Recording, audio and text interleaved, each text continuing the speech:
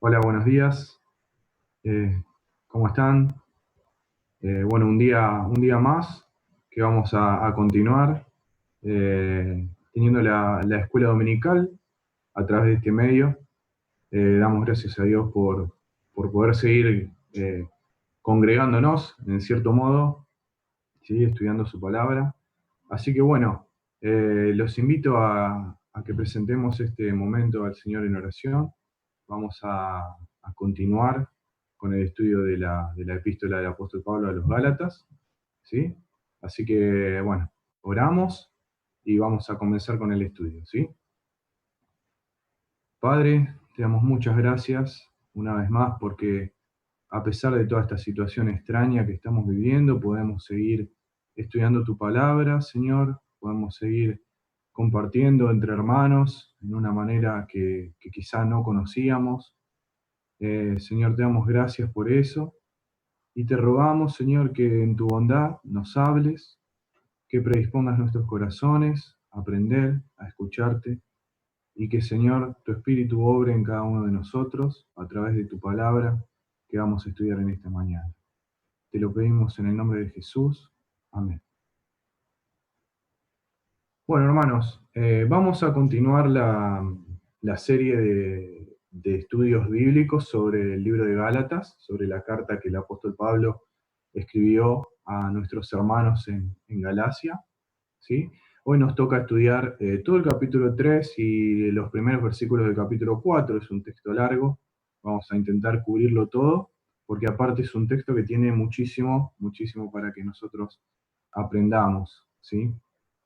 Primeramente vamos a hacer un breve repasito para que recordemos de lo que venimos hablando, ¿sí? Habíamos dicho que el principal motivo que Pablo tuvo para escribir esta carta fue eh, el ataque que estas congregaciones, eran varias congregaciones en la provincia de Galacia, estaban sufriendo por maestros judaizantes, como los llamamos, ¿sí? Que estaban pretendiendo que ellos cumplan, aún siendo gentiles, la ley de Moisés, para que puedan ser considerados como parte del pueblo de Dios, para que puedan ser considerados parte de la iglesia, ¿sí?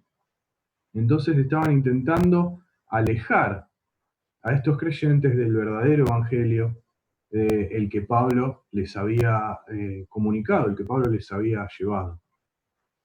Ahora vemos que esta carta, dijimos en las clases previas, que esta carta es distinta a las demás en el modo ya en que Pablo empieza esta carta, ¿sí? Él está muy ofuscado, está dolido, y lo notamos en cómo él ya inicia su carta con un tono un poco de recriminación, un poco de asombro, ¿no? Ahora, ¿por qué estaba enojado? ¿Por qué estaba tan enojado Pablo con esta gente, con esta iglesia, con lo que estaba pasando, ¿sí? Más que con la gente? Porque como lo vimos en la primera lección, alejarse de ese mensaje del Evangelio que Pablo había llevado, alejarse del verdadero Evangelio, era directamente alejarse de Dios mismo, ¿sí? Lo vemos en el capítulo 1, en el versículo 6, donde Pablo le dice: estoy maravillado de que tan pronto os hayáis alejado del que os llamó por la gracia de Cristo para seguir un evangelio diferente. Vemos que Pablo dice: se alejaron del que los llamó, se alejaron de Dios, se alejaron de Dios por estar siguiendo este evangelio. Después él nos va a decir: no, no hay otro evangelio, ¿sí? Hay gente que perturba el evangelio. Entonces vemos por eso el tono serio, el tono severo que tiene Pablo en esta carta a los Gálatas. En los primeros capítulos vimos que Pablo empezó eh, a darle autoridad a ese evangelio que él les había llevado, a través de presentar su propia experiencia, diciendo: yo esto no lo recibí de ningún hombre, esto me lo reveló el Señor, esto no viene de invención mía, no viene de invención de ningún hombre, ¿sí? Y también empezar a explicar ese encuentro, esa confrontación que él tuvo con Pedro, que fue lo que vimos la semana pasada, ¿no? Y veíamos cómo este error de sumarle cosas al Evangelio para intentar agradar a los hombres, agradar a la carne, había arrastrado a incluso lo que podíamos decir, entre comillas, gente importante, ¿no? Como Pedro, como Bernabé. no era algo que le pasaba a gente que quizá era muy nueva en el Evangelio o no tenía mucho conocimiento, sino que hasta Pedro, que había estado caminando al lado de Jesús en esta tierra, eh, había sido arrastrado por este tipo de cuestiones, ¿no? Ahora, con eso en mente, sí vamos a empezar a ver el texto que hoy nos incumbe, y vamos a ver cómo Pablo vuelve, ¿sí? Como que hasta ahora hizo toda una especie de introducción y ahora vuelve con todo a ese tono serio y severo que decíamos a partir del capítulo 3. Y lo vamos a ir dividiendo, intentando dividir por partes, lo vamos a ir leyendo de a poquito para poder ir tratando de masticarlo entre todos, ir comprendiendo bien las verdades que Pablo va diciendo en este capítulo de la epístola. Así que vamos a leer los primeros versículos. La primera parte que vamos a leer es Gálatas 3, del versículo 1 al versículo 5. ¿Sí? Y Pablo dice: oh Gálatas insensatos, ¿quién os fascinó para no obedecer a la verdad? A vosotros, ante cuyos ojos Jesucristo fue ya presentado claramente entre vosotros como crucificado. Esto solo quiero saber de vosotros. ¿Recibisteis el Espíritu por las obras de la ley o por el oír con fe? ¿Tan necios sois? Habiendo comenzado por el Espíritu, ¿ahora vais a acabar por la carne? ¿Tantas cosas habéis padecido en vano? Si es que realmente fue en vano. Aquel, pues, que os suministra el Espíritu y hace maravillas entre vosotros, ¿lo hace por las obras de la ley o por el oír con fe? Hasta ahí estos primeros versículos. Y acá, en otras palabras, Pablo les está diciendo a los Gálatas por qué están haciendo cosas, por qué están intentando ganarse el favor de Dios, haciendo cosas, ¿sí? Eh, Era claro que ellos no habían sido aceptados por Dios o redimidos por algo que ellos hubiesen hecho, sino porque ellos confiaron en Cristo, porque ellos creyeron en el Evangelio que Pablo les había llevado. Ahora, ¿por qué intentar perfeccionarse a través de las obras? Una vez alcanzado el Evangelio a través de la fe, ¿por qué intentar perfeccionarse por las obras? Eso es lo que Pablo le pregunta, ¿no? Porque realmente el, el pensamiento de los Gálatas, si nosotros lo vemos ahora, eh, decimos, no, no era sensato, no era lógico, ¿no? Bueno, yo llegué por fe y ahora, pero ahora tengo que hacer cosas, ¿no? Mucho menos estaba alineado con la mente de Dios, con el propósito de Dios, ¿sí?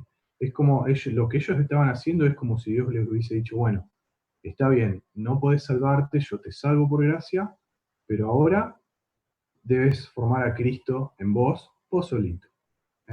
Ya ahora valete por vos mismo, ¿sí? Esa sería la forma de pensar que ellos indirectamente tenían, ¿no? Ahora, decíamos, y lo hemos visto en series anteriores, ¿no? Como con Jonás o como con los jueces, que muchas veces nosotros juzgamos a esta gente que vemos en la Biblia y decimos, ¿cómo pueden haber hecho eso? ¿Cómo pueden haber pensado así? Pero sin embargo, deberíamos preguntarnos, ¿podríamos llegar nosotros hoy en día a tener este mismo problema que los Gálatas? Eh, y la respuesta, lamentablemente, para nosotros es sí, sí, podemos tener ese mismo problema y para algo el Señor nos ha dejado escrito esto para nuestra enseñanza. Ahora, para empezar a responder bien esa pregunta de si nosotros podemos, hay que aclarar qué significa para nosotros hoy la ley, ¿sí? Porque creo que por lo menos en la mayoría de nuestros casos, ninguno de nosotros está luchando con circuncisión o no circuncisión, o los alimentos que comemos o no comemos, o ese tipo de cosas propias de la ley de Moisés y con las cuales ellos luchaban, ¿no? Pero, ¿qué es la ley entonces para nosotros, ¿no? Y básicamente, esa ley para nosotros es cualquier regla moral que yo esté intentando utilizar para cambiar por mis propias fuerzas mis comportamientos externos, de modo de que yo me sienta más acepto o más santo delante de Dios, o más cercano a Dios, ¿sí?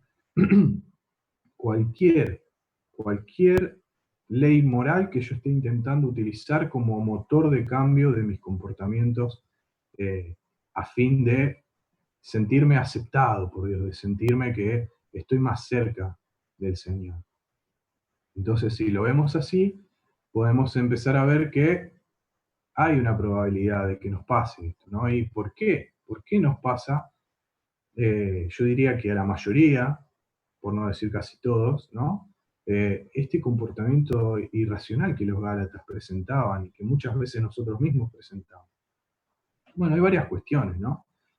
Por un lado, olvidamos primeramente que nosotros hemos muerto y ahora Cristo debe vivir en nosotros esta vida, esta nueva vida que nos ha dado, ¿sí? Y nos esforzamos por querer crear el fruto que solo nace naturalmente de un corazón humillado y rendido ante Dios, ¿sí?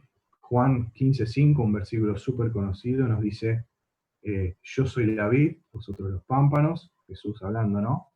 El que permanece en mí y yo en él, este lleva mucho fruto porque separados de mí, nada podéis hacer, ¿sí? Nada de fruto podemos llevar si no es Cristo el que está dándonos ese poder para hacerlo.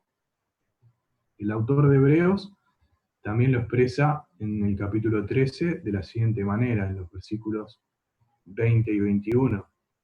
Dice, y el Dios de paz, que resucitó de los muertos a nuestro Señor Jesucristo, el gran pastor de las ovejas, por la sangre del pacto eterno, os haga aptos en toda obra buena para que hagáis su voluntad, haciendo Él en vosotros lo que es agradable delante de Él por Jesucristo, al cual sea la gloria por los siglos de los siglos. Amén.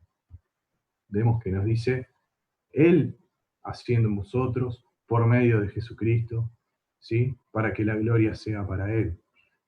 Entonces nos deja bien en claro quién es el agente de los cambios, del fruto, ¿sí? En nuestra vida. Pero nosotros solemos olvidarlo y esa es una de las cuestiones que nos llevan a caer en el mismo error que los Gálatas. Otra cuestión es que no entendemos completamente la gracia de Dios y muchas veces la limitamos al momento de la salvación, al momento de la justificación, ¿sí? Como decíamos al principio, como si Dios nos dijera, bueno, está bien, yo te voy a salvar por gracia, pero ahora seguí vos, ¿no? Seguí vos solo. Pero eso es contrario a lo que nos enseña la palabra del Señor. Por ejemplo, en Tito, capítulo 2, los versículos 11 y 12, nos dice, porque la gracia de Dios se ha manifestado para salvación a todos los hombres. Bien, para salvación, ahí tenemos el primer momento, pero después continúa y dice, enseñándonos continuamente que renunciando a la impiedad y a los deseos mundanos, vivamos en este siglo sobria, justa y piadosamente. Es decir, nos va santificando, ¿sí? En otras palabras. Entonces, solemos olvidar eso y dejar encerrada la gracia en el primer momento, nada más, ¿no? También el mismo Pablo lo dice en el pasaje que leímos, ¿no? Y les voy a leer el versículo 3 de la Nueva Versión Internacional, que lo expresa de la siguiente manera. Dice, tan torpes son, después de haber comenzado con el Espíritu, pretenden ahora perfeccionarse con esfuerzos humanos. Y eso es lo que muchas veces nos pasa, ¿no? Llegamos a Cristo por fe y después queremos perfeccionarnos, santificarnos a través de nuestros propios esfuerzos. Otra cuestión es que es mucho más fácil reprimir un hábito pecaminoso y engañarnos a nosotros mismos pensando, está todo bien, voy bien, ya no estoy haciendo más esto que era pecado, voy bien, me estoy reprimiendo, ¿sí? Y es mucho más fácil eso que realmente abrir nuestro corazón delante de Dios y que Él nos muestre, ¿sí? Lo pecaminoso que es nuestro corazón, lo miserable que es nuestro corazón, porque eso duele, nos duele en nuestro orgullo, nos duele en nuestra naturaleza, ¿no? Es mucho más sencillo intentar cambiarlo de afuera que es llegar realmente al interior, a la raíz del problema. Otro punto puede ser que nos hace sentir como que ganamos cierto mérito, ¿sí? Alimenta nuestro ego, porque decimos, bueno, eh, algo hice, mirá qué bien que voy, ¿no? Y Pablo lo expresa en Romanos 4, los versículos 2 y 3, haciendo este ejemplo, ¿no? Dice, porque hablando de cómo Abraham fue justificado por gracia, dice, porque si Abraham fue justificado por las obras, tiene de qué gloriarse, pero no para con Dios. ¿Por qué? ¿Qué dice la Escritura? Creyó Abraham a Dios y le fue contado por justicia. Es decir, Pablo dice, si Abraham hubiese hecho algo, podría gloriarse, pero no es así, porque la Escritura deja bien en claro que fue por la fe de Abraham que él fue justificado y no por nada que hubiese hecho. ¿Sí? Entonces, vemos que podemos ser sujetos de este mismo error que los Gálatas, ¿no? Porque es mucho más sencillo si nosotros pensamos en la ley como algo que yo me autoimpongo antes que en la ley de Moisés, ¿no? Porque a veces nosotros caemos en ese error también de decir, bueno, pero la ley de Moisés ya está, yo no la tengo en cuenta. Bueno, pero hay muchas cuestiones, muchas formas en que esta ley puede aparecer en nuestras vidas. Bueno, vamos a seguir con la segunda parte del texto ahora, ¿sí? Vamos a leer 3 versículos más. En el mismo capítulo 3 seguimos desde el 6 hasta el 9. Y Pablo dice, así Abraham creyó a Dios y le fue contado por justicia. Sabed, por tanto, que los que son de fe, estos son hijos de Abraham. Y la Escritura, previendo que Dios había de justificar por la fe a los gentiles, dio de antemano la buena nueva a Abraham, diciendo, en ti serán benditas todas las naciones. De modo que los de la fe son bendecidos con el creyente Abraham. Bien, Pablo continúa exponiendo, ¿sí? Y ahora ataca este concepto que los judaizantes querían llevar de que para que los cristianos gentiles fueran parte del pueblo de Dios, debían circuncidarse, debían guardar la ley de Moisés, ¿sí? Entonces Pablo va a usar al mismo Abraham, aquel que recibió la circuncisión como señal del pacto, para decirles, eso no es así, eso no es así, ¿sí? Porque dice Pablo, Abraham mismo fue aceptado por la fe, fue recibido, fue justificado por la fe. ¿Cómo no van a ser justificados o hechos parte del pueblo de Dios ahora por la fe aquellos que confían en Cristo para ser aceptados? ¿Cómo vamos a pedirle algo diferente de lo que pasó con Abraham? ¿No? Y Pablo lo expone también en la epístola a los Romanos, esto, ¿sí? Y en Romanos capítulo 4, desde el versículo 9 al 12, Pablo dice, porque decimos que a Abraham le fue contada la fe por justicia. ¿Cómo pues le fue contada? ¿Estando en la circuncisión o en la incircuncisión? No en la circuncisión, sino en la incircuncisión. Y recibió la circuncisión como señal, como sello de la justicia de la fe que tuvo estando aún incircunciso, para que fuese padre de todos los creyentes no circuncidados, a fin de que también a ellos la fe les sea contada por justicia, y padre de la circuncisión, para los que no solamente son de la circuncisión, sino que también siguen las pisadas de la fe que nuestro padre Abraham tuvo antes de ser circuncidado. Es decir, Pablo explica, Abraham fue justificado por la fe antes de la circuncisión. Y dice, ¿y esto para qué? Para que los que comparten esa misma fe y están en incircuncisión, como somos los gentiles, puedan ser parte del pueblo de Dios, así como también los que son judíos y son de la circuncisión, pero comparten la fe. Es decir, quita el foco de la circuncisión para ponerlo en la fe. ¿Sí? Ser parte del pueblo de Dios no depende de ninguna característica o esfuerzo de la carne o humano, sino que depende de la fe en la promesa de Dios. Como también lo dice Pablo en Romanos, en el capítulo 9, versículo 8, y dice, no los que son hijos según la carne son los hijos de Dios, sino que los que son hijos según la promesa son contados como descendientes. ¿Sí? Entonces Pablo les está diciendo a estos judaizantes, no va por ahí el tema, ¿sí? No depende de algo en la carne, depende de la fe, tanto para judíos como para gentiles. ¿Sí? Entonces, Pablo sigue eh, argumentando, por decirlo de alguna manera, en contra de esta enseñanza nueva que les había llegado a los Gálatas y que los estaba desviando.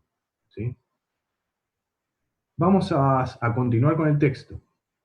¿sí? La parte 3, ahora vamos a leer desde el versículo 10 hasta el versículo 14, y seguimos avanzando en el capítulo 3 de la Epístola a los Gálatas.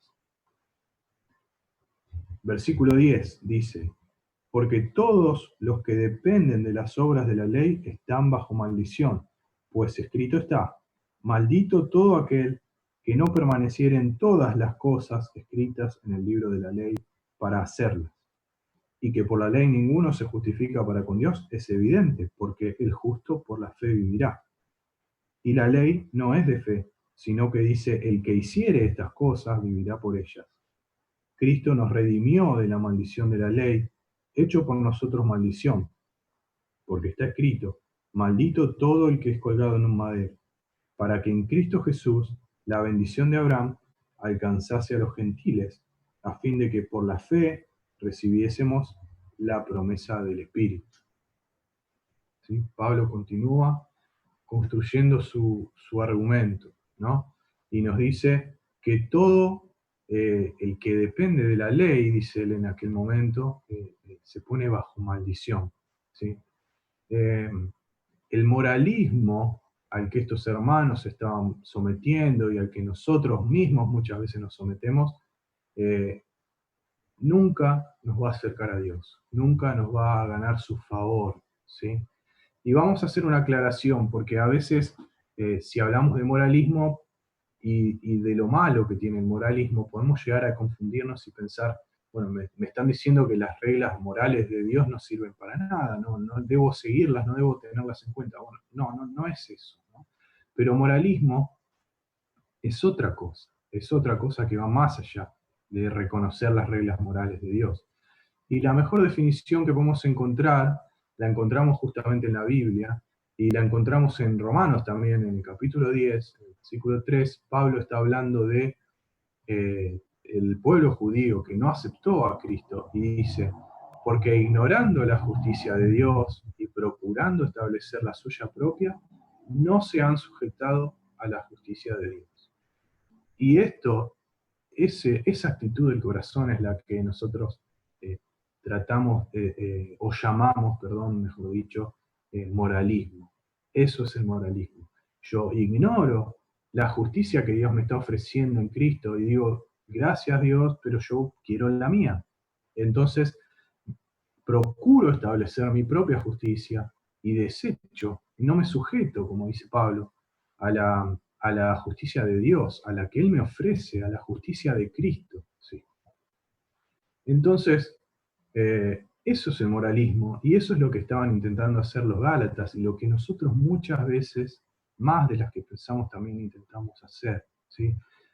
Hacer, hacer cosas a través de las cuales medir nuestra vida espiritual, sentirnos justos, decir: bueno, yo estoy haciendo esto, voy bien, estoy bien, mirá todo lo que estoy haciendo, e intentar acercarnos a Dios a través de esos méritos propios, ¿no? Y decíamos, eso nunca nos va a acercar a Dios, nunca nos va a ganar su favor, porque como Pablo lo dice en el versículo 10, dice: todos los que dependen de las obras de la ley, o nosotros podríamos parafrasearlo como veníamos cambiando la ley por el moralismo, todos los que dependen de las obras del moralismo están bajo maldición. ¿Sí? Ahora, ¿por qué? Es muy fuerte esto que está diciendo Pablo, ¿no? Bajo maldición. Pero, ¿por qué estamos bajo maldición? Y es claro, porque nunca, jamás seremos capaces de cumplir en nosotros mismos, en nuestras fuerzas, todas las obras, todos los requerimientos de la ley moral de Dios, de los estándares morales de Dios. ¿Sí? Por lo cual, si nosotros decidimos que la vara con que Dios nos mida sean nuestras obras, no, solo nos estamos perjudicando. ¿Sí? Solo nos estamos perjudicando. Estamos diciendo: no me midas, o no me mires a través de Cristo, sino que fíjate en lo que yo estoy haciendo. Eh, Claramente vamos a salir perjudicados cada vez que nosotros intentemos que esa sea la manera en que Dios nos mira, ¿sí? Y esto de estar bajo maldición simplemente quiere decir que nosotros, al elegir esta forma de relacionarnos con Dios, nos colocamos bajo su ira, nos colocamos bajo juicio, como ¿sí? Nuestras obras merecen. Entonces, si nosotros decimos, no quiero que me veas a través de la obra de Cristo, quiero que me veas a través de mis obras, nos estamos colocando en ese juicio, en esa ira de Dios, ¿sí? Eh, Juicio e ira que Cristo cargó, como nos dice Pablo también, para todos aquellos que reconozcan que sus obras no son suficientes para acercarlos a Dios y que necesitan esa intervención de Cristo y que necesitan la obra de Cristo para poder presentarse delante de Dios, ¿sí? Entonces, optar por el moralismo, ¿sí? Optar por esta forma de relacionarnos con Dios a través de nuestros propios méritos, de lo que hacemos, y a veces esto pasa también por medirnos nosotros mismos, ¿no? ¿Cuántas veces decimos, bueno, voy a orar y empezamos a repasar mentalmente, ¿no? ¿Cómo venimos en el último día, en la última semana? ¿Qué estoy haciendo? ¿Podré orar tranquilamente? Y empezamos a pensar que nosotros, si tenemos el privilegio de orar, es porque nos portamos bien, ¿no?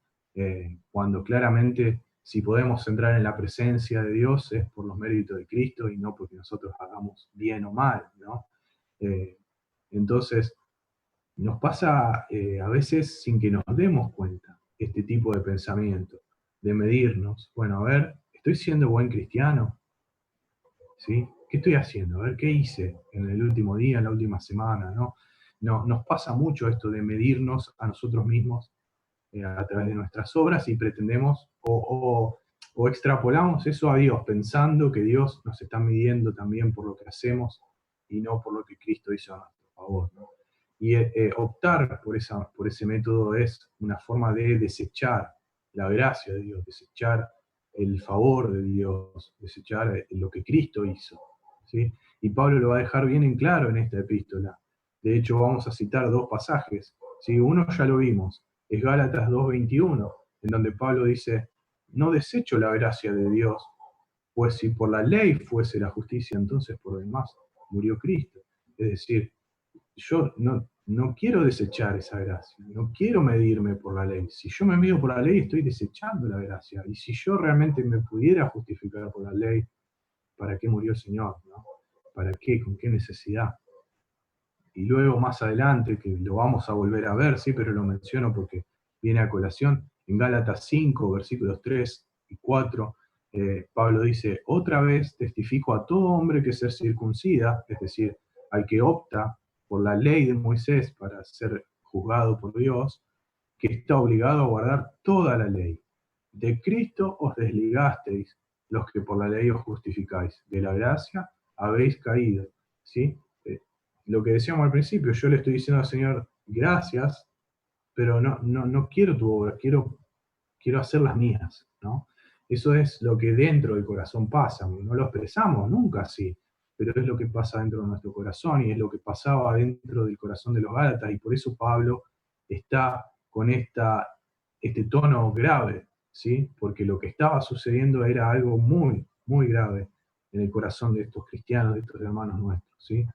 De la gracia habéis caído, de Cristo os desligaste. Dice, ¿eh? Ustedes mismos se desligaron de lo que Cristo hizo en favor de ustedes.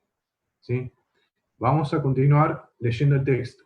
Vamos a leer una cantidad mayor de versículos. Ahora vamos a terminar de leer el capítulo 3. ¿Sí?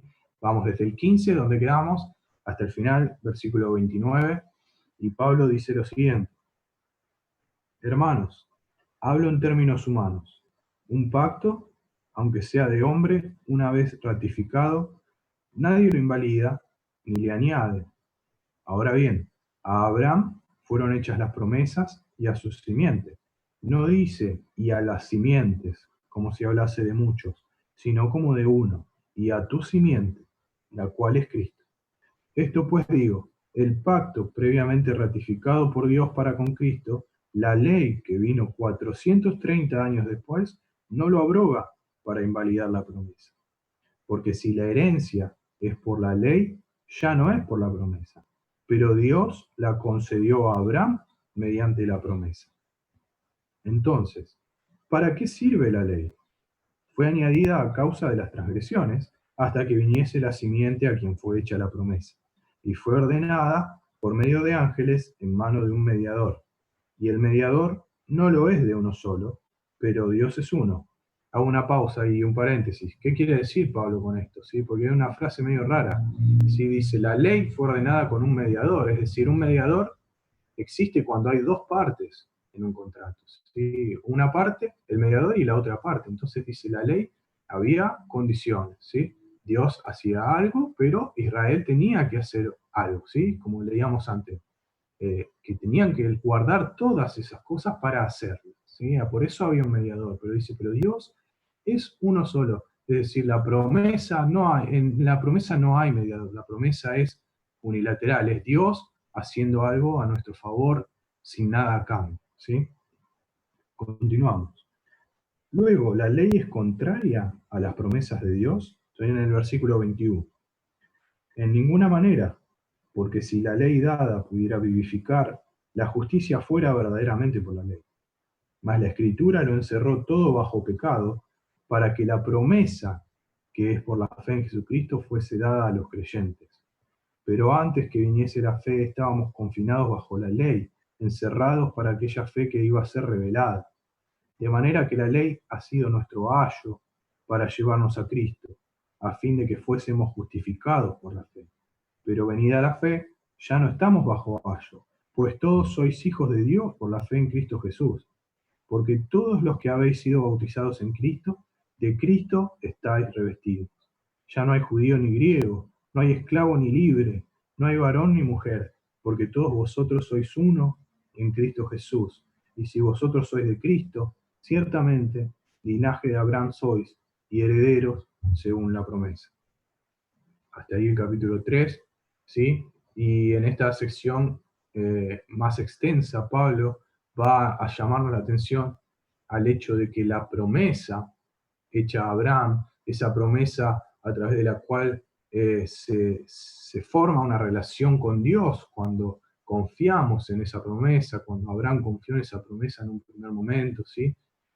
Esa promesa, esa relación con Dios es mucho anterior a la ley, muy anterior a la ley, 430 años antes, nos dice Pablo, de que aparezca la ley de Moisés, ya estaba esta promesa.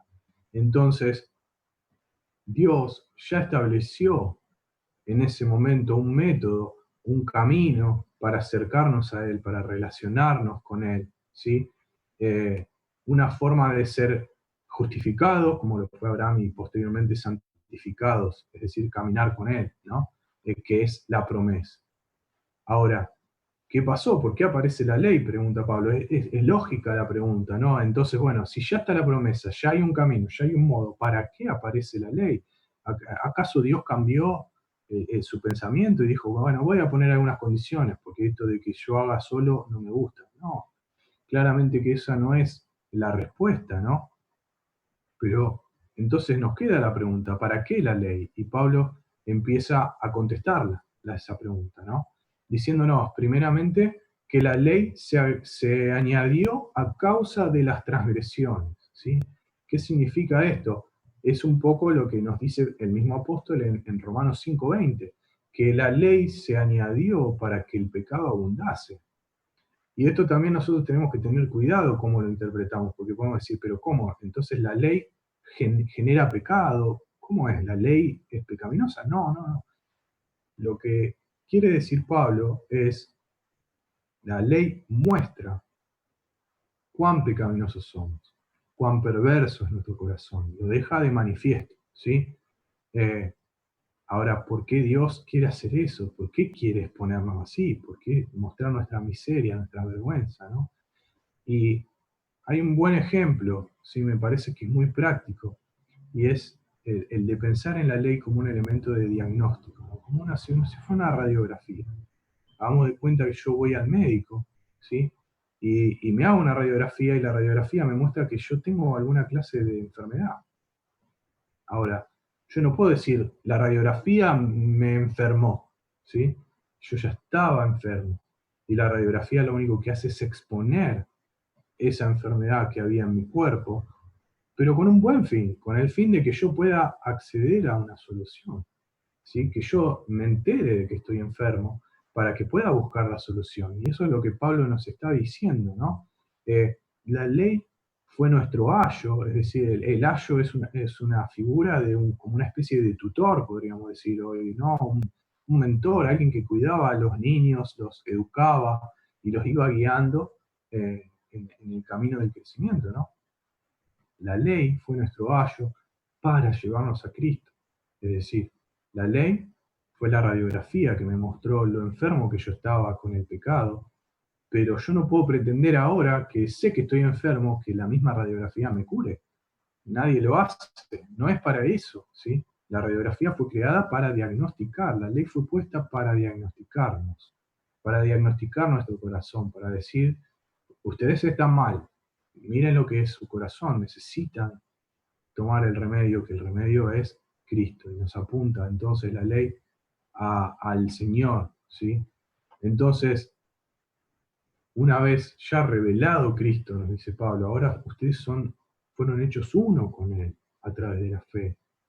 Ya no necesitan ese diagnóstico, ya no necesitan ningún elemento externo que intente llevarlos a Dios, ¿sí?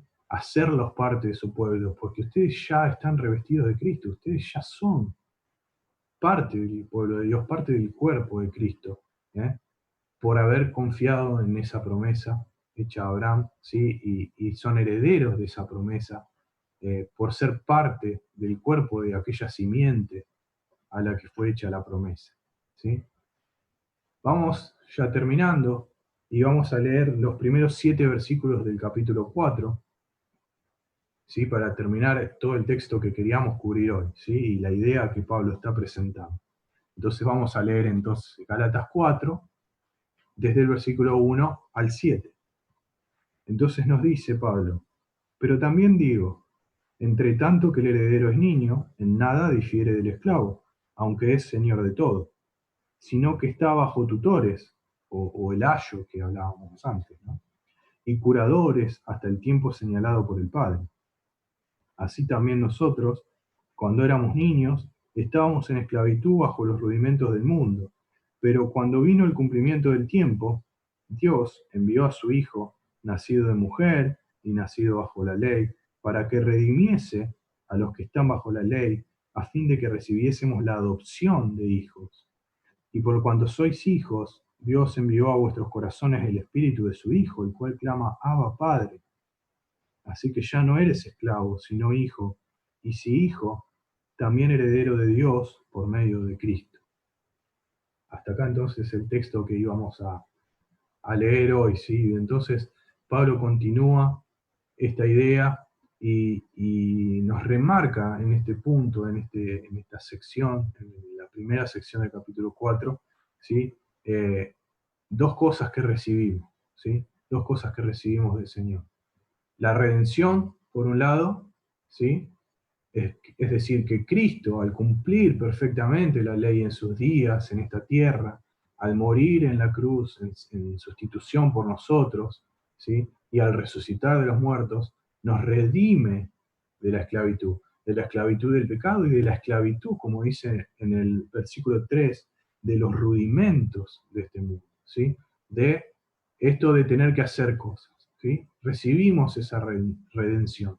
Y también recibimos la adopción, nos dice. Y a veces nos confunde que nosotros pensamos en la adopción simplemente como tomar el hijo de otra persona para nosotros, pero vemos en algunos comentarios, ¿sí? Que en la cultura romana la adopción no solo era eso, sino que era dar a un hijo la completa madurez, ¿sí? La completa situación de hijo maduro, con todos los privilegios y responsabilidades, ¿sí? Entonces, dijimos que, y cerramos con esto, si nosotros dijimos que la ley fue nuestro ayo, es decir, el que nos guiaba mientras éramos niños, pero ahora hemos sido adoptados, hemos sido declarados por Dios hijos completamente maduros, ya no tenemos necesidad de ningún ayo. Ya Cristo se reveló, el fin de la ley, que es Cristo, como dice la palabra, ya está revelado, ya no necesitamos esa guía que nos guía a Cristo. Ya Cristo está acá. ¿sí? Por lo cual, esa ley moral va a ser cumplida sobrenaturalmente en nosotros, por la gracia de Dios, por su poder fluyendo a través de nosotros, cuando nosotros reconocemos la incapacidad de vivir según los estándares de Dios y nuestra completa dependencia de Él. No perdamos de vista esto que decíamos. Esto que le pasa a los Gálatas nos pasa, nos puede pasar a nosotros, hermanos. Meditemos en esto, examinemos nuestro corazón, y como venimos estudiando en los grupos familiares, examinemos por qué hacemos las cosas que hacemos, porque podemos estar cayendo como los Gálatas en este moralismo, ¿sí? De querer imponer nuestra justicia y desechar la de Dios. Bueno, eh, Padre, te damos gracias, Señor, por tu palabra y te rogamos que sigas hablándonos en lo que resta de esta reunión, a través de cada persona que hable, Señor, que sea tu Espíritu quien nos hable, de que podamos disfrutar de tu presencia entre hermanos. Señor, gracias, en el nombre de Jesús. Amén. Gracias, hermanos, y seguimos con la escuela dominical para los niños.